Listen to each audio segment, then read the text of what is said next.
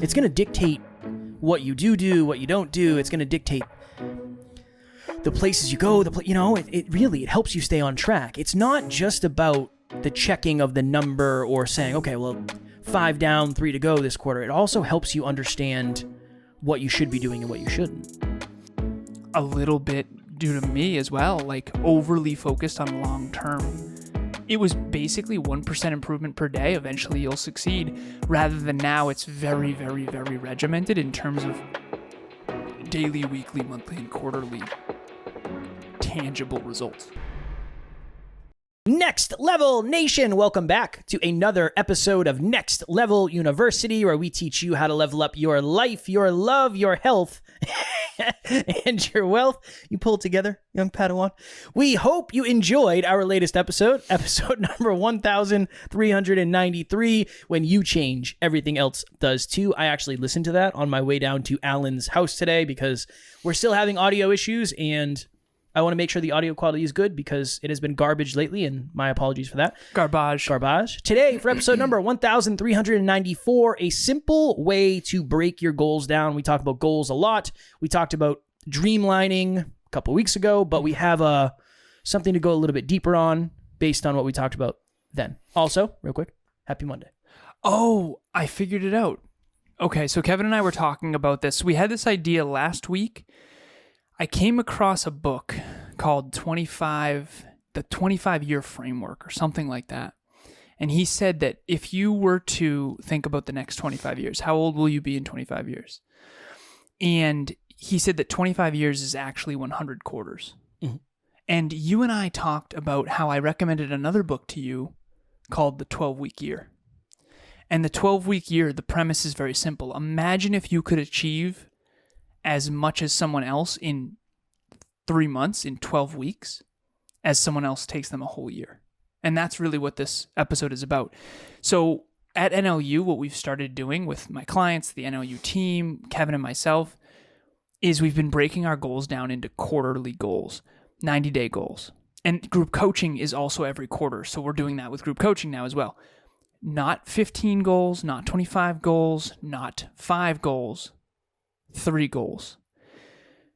I think 1 is too few and 5 is too many. I really, really do. And I'm basing that off of a lot of data of coaching so many different people all over the world now. And I think 1, if you only focus on 1 goal, it's not enough to where you feel like you're really maximizing your potential. But if you focus on 5 or more, you get spread really thin and you end up achieving almost none of them, at least within that quarterly framework. And so what I've done, what Kevin's done, is we've broken our goals down into quarterly goals and only 3. If you want to, you can do health, wealth, and love. 1 under health, 1 under wealth, 1 under love. And I guess just make sure they're measurable, though. And I also did write a blog as well, if you want to go step by step and learn the process on how to actually do this. I like it because it allows me to think short term. Mm-hmm. And I am a natural short-term thinker anyway. So think of it this way. Instead of saying, I guess, let's use one of your clients as an example. What is a client goal that you have seen that would be relatable to the audience? So one of my clients wanted to lose 22 pounds in 6 months. And so in this case, she would lose 11 pounds in the first quarter. Mm. And so 11 pounds in 1 quarter would mean about a pound a week. And so it makes it much simpler. Yeah. Are you on track or off track? So you step on the scale each day, you put it in a spreadsheet, you track it, maybe you write it in a notebook, and then you just check, like, am I on average doing a pound a week? And if I am, I'm on track, great. If I'm not, I either have to train more or I have to eat less. What are you tracking?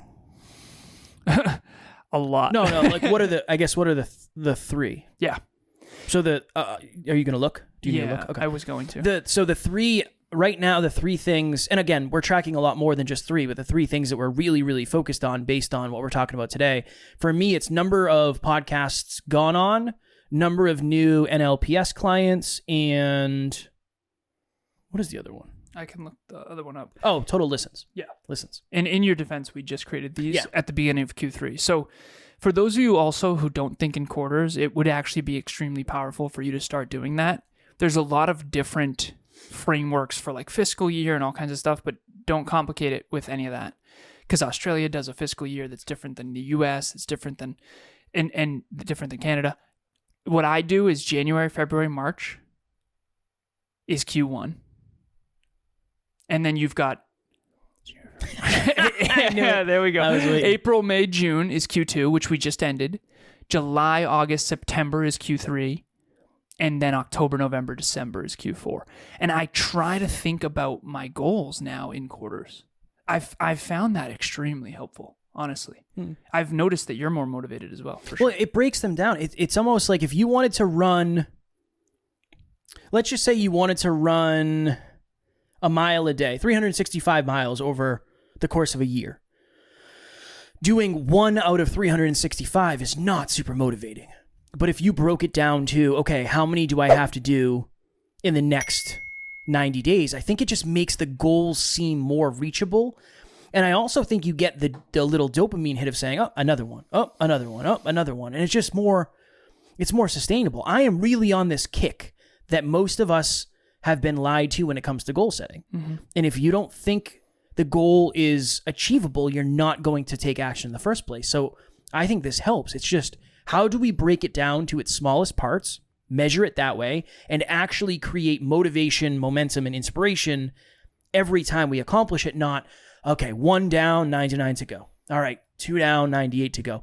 I think it just makes it more bite-sized. Now, you're still accomplishing the same amount. You're still shooting for the same goal, but it's just not all at once. So it's little by little by little, and I just think that it's just more realistic that way. One perfect example is for coaching and consulting, which is a department at NLU, my peak performance coaching, I do CEO coaching, I do peak performance coaching, and then I do business consulting. And I also do relationship talks coaching. So I've been doing a lot of that. But in that department, I wanted to get 12 clients in Q3, which sounds like a lot, but really it's just 1 new client per week.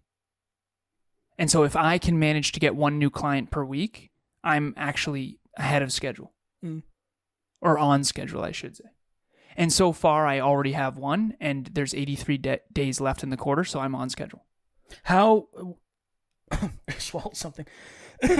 How have your clients in the past... Excuse me. How have your clients in the past tracked their progress? Or like, what were they doing before this? Honestly, they weren't benchmarking against anything real. I think that that's one of the biggest problems. I'm going to tell this story briefly. So I have a client who I've been celebrating a lot lately, Bianca. She just lost 22 pounds in 20 weeks. And that was actually the same person that I was referencing. And 20 weeks is a little bit less than a half a year. So I was trying to fudge the numbers to make it fit the example. But it was 22 pounds in 20 weeks. And it was basically a little more than a pound a week. And I remember we were on a session and she was asking me about her calories and training and what should I shift and, you know, am I on track or off track? And I looked at her spreadsheet and I said, I need to look at the numbers. I looked at the numbers and I said, okay, so you're a little bit behind. Based on the numbers, it tells me that you have been missing workouts. She's like, yeah, I missed like 2 or 3. And I was like, okay, if you're going to miss workouts, you have to eat a little bit less if you want to stay on track. But then I ended up saying, okay, I want to check in on your commitment. And that was what I said in my head. I didn't say that to her. Mm-hmm. And then what I said to her was this, is I said, I'm going to ask you a question and you're not allowed to check notes. You're not allowed to check your calendar. How many days are left in your cut? And she literally sent me a picture of her whiteboard and it said 54 days left. And I was like, you're going to win. What I mean by that is, and I've been doing this thing lately on my peak performance tracker, I have every single day, I do my top 3 gratitudes. I have all my clients doing this as well, by the way. Kev, are you doing this? Mm-mm. No. We canned it off. Oh, that's right. Yeah, because you have like too many habits. Yeah, there was too many habits. So I have top 3 gratitudes. What are the top 3 things that I'm the most grateful for today? The second one is top 3 milestones, which is essentially what we're talking about here. Quarterly goals is what I call milestones. So if you do read the blog, you'll realize that it's dreams, which is like a dream statement. Then you have the goals for the year. And then you have milestones. Milestones are the quarterly goals. Okay, so I'm writing down what those quarterly goals are, and then I'm doing what I'm referring to as the gap and the gain, which is essentially just, okay, perfect example. quarterly milestone is 12 new clients in coaching and consulting department. The gap is 11 more clients to go, and the gain is 1 client. I've already gained 1 client. And so I'm writing that out every single day. And to the point with Bianca, with her sending that picture on her whiteboard, the fact that she's erasing the whiteboard once per day and writing that, okay, there's 54 days left. Okay, 53 days left. Okay, 52 days left. There's a reason why people get in shape before their wedding. There's a reason why people get in shape before a fitness show. There's a reason why people succeed and hit deadlines when they're in your job. Think about even in academics, back in college or back in high school, there's a deadline that you have to meet. And it's like, okay, it's coming up, it's coming up, it's coming up. So it's going to keep you motivated. I do believe human beings are more motivated by the fear of losing than the opportunity of gaining. And when you benchmark up against a quarterly goal, it makes it bite-sized enough for you to actually achieve it and for you to actually make headway. So to answer your original question, Kev, my clients were a little bit, due to me as well, like overly focused on long-term. It was basically 1% improvement per day. Eventually you'll succeed, rather than now it's very, very, very regimented in terms of daily, weekly, monthly, and quarterly tangible results.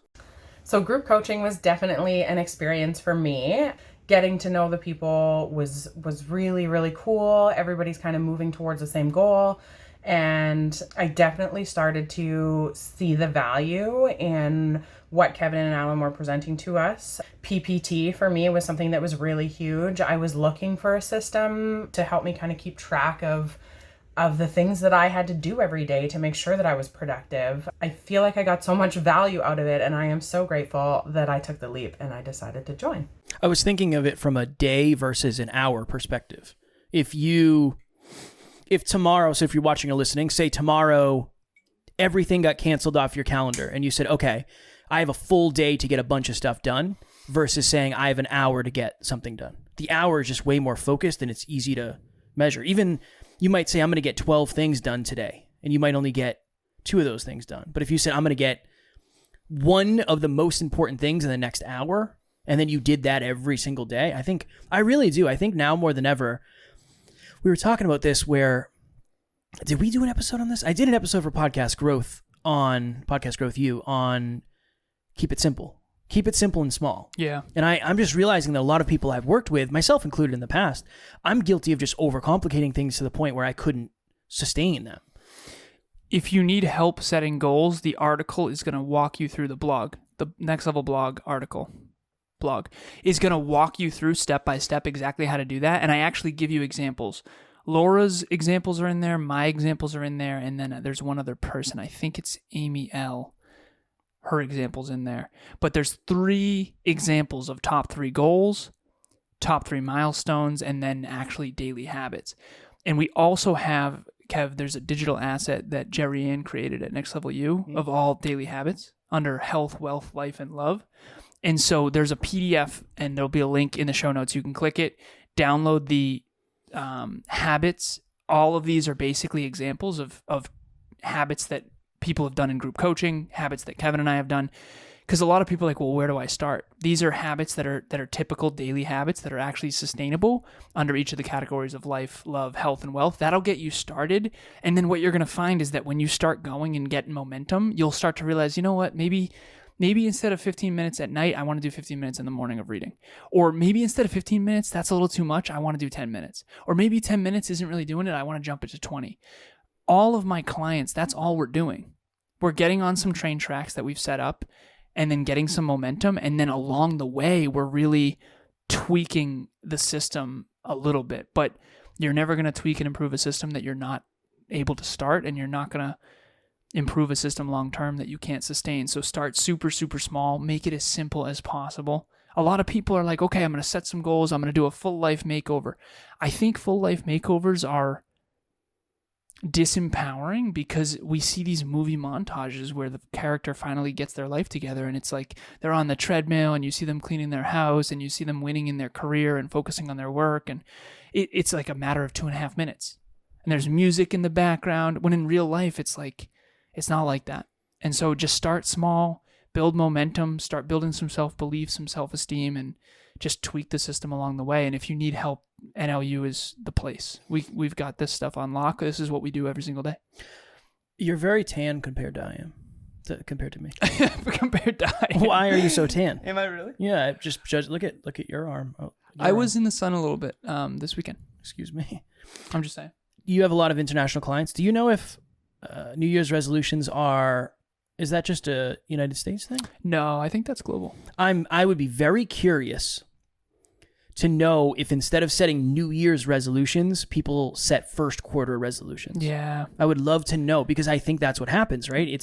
There's a drastic difference between saying I'm going to go to the gym 5 times a week, every single week for the entire year, versus saying in the next 90 days, I want to go to the gym 45 times. Yeah. It's just more realistic. Yeah. And again, you and I have been talking a lot about this behind the scenes. It's really hard to imagine 12 months from today. A lot can change in a year. You can change your career. There's so much you can change. So just understanding the importance of the small stuff on the day-to-day, it's hard to equate for that. It might not seem like, oh, well, I'm tracking these 3 things. Not a lot can happen. A lot can happen. It's going to dictate what you do, what you don't do. It's going to dictate the places you go. It helps you stay on track. It's not just about the checking of the number or saying, okay, well, 5 down, 3 to go this quarter. It also helps you understand what you should be doing and what you shouldn't. I was in book club, and shout out to Jenna. Jenna's in book club. Jenna is a client of mine, and she had said that when she first met me 4.5 to 5 years ago, she didn't believe that she could get her master's degree. And now she got her master's. She had a 4.0. And she said for a minute she was actually thinking about getting her PhD. And I said, Jenna, isn't it so interesting how if you and I had talked about getting your PhD 5 years ago when we first met, I would have said you can totally do it. And she would have been like, yeah, I wouldn't have believed you. And it's like, but obviously you could have. It's just too far out. It's too big. It's too grandiose. Whereas if I had said you can go back to school and get into a master's program, versus if I had said you're going to get a 4.0. Right. It's so much pressure, right? Wait, I have to ace every class? Instead of like, can I get into the program? Once you get into the program, then it's like, okay, let's see if I can get A's and B's. Oh, okay, I'm getting all A's. Okay, maybe I can get a 4.0. Versus I'm going to get a PhD with a 4.0 in the next 4.5 years. It's one of them is a ton of pressure, and it's gonna potentially hurt your self-esteem and your self-belief. And that's all we really want to do. The goal, and even with like when I'm a parent and I plan on it later in life, I'm going to try really hard to do what I do with my clients, which is, okay, how do we set a goal that is optimal based on your current capabilities and current self-belief and current self-esteem? I have some clients that can say, you know what, I want to have a net worth of $100 million in the next 25 years. And that is genuinely within their challenge skills sweet spot, and they're going to do it, and it actually ignites them. There's other clients that are like, no, absolutely not. That's not possible. And then there's other clients who it's like, let's just look at these next 90 days, and in a year or two, you can probably be a personal trainer. You can probably XYZ. And if you break it down into the tiny stair step, you got to figure out what the size of your step is. If you're in front of a staircase and you try to jump up 10 steps, you might fall on your face. And then you might not get back up and you might not climb stairs anymore. So figure out whatever that sweet spot is for you. I have been pleasantly surprised with how much more I enjoy my day-to-day life, believe it or not, as someone who normally jumps 10 stairs. I've been surprised at how much I like quarterly goals, honestly. It's been like really enjoyable because quite frankly, the reason I was doing it is to lead by example with my clients. Because for me, I always like to think 10, 20, 30 years out, but it's been really nice to actually benchmark up against shorter term goals and get some wins. And the old me would have said no. I'm a huge fan as well. It also creates some level of closure. That's the thing I've enjoyed is like fresh starts. Yeah, it's like we just finished a quarter recently, and I was one client off. I was aiming for 22. I think I got 21 or something. Mm-hmm. And it's like, all right, cool. Back to the drawing board. All right, now it's massive failure. I'm kidding. Now it's 0 out of that number, and it's just closure. It's good. It closes the gap. It closes the difference between where you are and where you want to get to. So yeah, I'm a huge fan. I'm a huge fan as well. Anything you want to add before we go? I think that's it. I would say self-esteem. If your goals are hurting... What's your next level nugget? Self-esteem. This is... Yeah, this is it. This is it. No, it's good. I just can't hear myself, so it's different for me. Self-esteem, if it is hurting your self-esteem, you've got to lower the goal. Lower the measurement a little bit. Maybe you don't have to lower the long-term goal. Lower the short-term goal. So, if you're failing, quote unquote, on reading a book a week, try a book every other week. If you're failing, I mean, even for the blog, I wanted to do a blog a week, and there's no way. Right now, I'm barely sustaining every other week. And when I get to the point where every other week is easy and not crushing my self-esteem, because it is a struggle for me to write every day, then I'll maybe do weekly. I might not, because we have a whole system. But the point is that if I started with a blog every other week before I'd ever practiced writing, it wouldn't have worked. So the next level nugget is, if your goals are hurting your self-esteem, you need to question the size of them. If you feel good about yourself and you're building self-belief, you're probably in the sweet spot. Just keep cranking. And if you're bored and you're on the other end and your goals are too small and you don't feel ignited, maybe you need to up the ante. My next level nugget would be, if your short-term goals are too hard, the long-term goal is impossible. Mm-hmm. That would be I know that's more of a philosophical thing than a tactic, but it would be that. Check in with, have I not accomplished many of the goals that I have desired because I didn't approach them correctly? Question before we go. For you, you've achieved things that, quite frankly, at one point you believed weren't possible. Definitely. Particularly with an LPS and how many clients and production company, team members.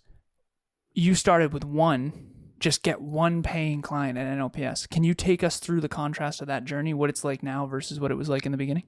Well, in the beginning, I didn't really have any goals. In the beginning, it was like, get another one, get another one, get another one, get another one. I just feel much more on purpose and intentional. And what if back then I had said, okay, you need 12 goals or 12 clients per quarter? That would have been hard. It would have been... Yeah, that would have been too much. Yeah, for sure. I went from 0 to 1. So maybe if you said you need to get one new client each quarter, that probably would have been a good place to start. And then when that became normal, right, you would sit 2. Yep. And then maybe 4. Yep. And then maybe 8. Yeah. And maybe even that's too fast of a progression. But it started with 1. I remember you went to his house 3 separate times to get the audio to work. Yeah. Seems to be a trend since you're back here. Whatever it takes. Whatever it takes. But it's interesting how you've told me about 4 new clients we've gotten in the last basically week and a half. And for you at the beginning, that was like life-changing. The level of goal has to be connected to the level of belief. I believe that now more than ever. Yeah. And the problem is, there's a lot of people, think about it this way. If you and I didn't work together, you might give this episode differently. You might say set massive I would have world shifting. And I genuinely would have. There's nothing wrong with that. It's just for certain people that works. Yeah, for certain people, that's exactly what they need to hear. But for most people, again, myself included, that never resonated. It's like, all right, we have to get that, or we have to do X amount of workouts, or X amount of episodes, or X amount of group coaching. It's like, it's really hard to make that land. So when we started group coaching, it was fill group 1 with 10 people. And Kev, you did most of the work on that first one. And now we just filled our 11th group. And so that's 110 people. A couple of groups had more than one, so it's 115 people or whatever it is. But it's like, if I had started out saying, hey, Kev, we're going to do... Hey, Kev, we're going to do... you and me, in the next, year and a half or whatever it is. No, it's more than a year and a half, because I think it's like per quarter. So that means there's 11 groups, so it's almost... Holy crap. Almost 3 years? Yeah. Okay, and I said we're going to graduate hundreds of people from this program. Would you have been like, okay, man? Yeah, I wouldn't have been able to. It doesn't seem real. Okay. It's too far off. I am going to get better at this with my clients and stuff. Because Jenna and I talked too, and she said, you're the best coach I've ever had. I was so grateful on book club. But I had a real moment of like, I would have said you can get your PhD, no problem. It almost would have lessened it. And obviously I was right, but like, it doesn't work when you say it too early. Yeah. Because back then she didn't have as much belief. She's like, well, I believe it now, but if you had told me it back then, it wouldn't have landed. So I'm getting it. It's good. It all makes sense. Next Level Nation, if you are looking for a safe place to share your goals, or maybe learn more about what goals you want to set, or check in on the progress of other people's goals, please join our private Facebook group, Next Level Nation. Link will be in the show notes. And again, it's a safe place for you to be you. It's interesting how one of the hardest things on the planet is to be ourselves. You can be that in Next Level Nation. If you want to get around more like-minded people, Next Level Nation is the place. We also have monthly meetups every month on purpose, and it's other like-minded people that are trying to learn and grow. Is your mental health hindering your growth? It is on August 10th, 2023 at 6 p.m. Eastern Standard Time. The link will be in the show notes. Check out the landing page. We do these every single month, and there's a little form that you can just put first and last name. I think it's, full name and then email, and it'll email me and I'll register for you. It is your mental health hindering your growth? So if you feel like you're struggling with your mental health, that monthly meetup will be very helpful. Tomorrow for episode number 1,395. It seems like we have been in the 1,300 realm forever, but we will be crossing 1,400 very soon. How to use commitment to your advantage. I know we did an episode on this a minute ago. It was a while, but Alan and I have been using this really well with clients and ourselves, and I've been talking about it on podcasts and getting a lot of really good feedback, and we have a lot of new listeners, so we want to share that. We will talk about that tomorrow. As always, we love you. We appreciate you. Grateful for each and every one of you. At NLU, we do not have fans. We have family. We will talk to you all tomorrow. Keep marching towards those quarterly goals. Next Level Nation.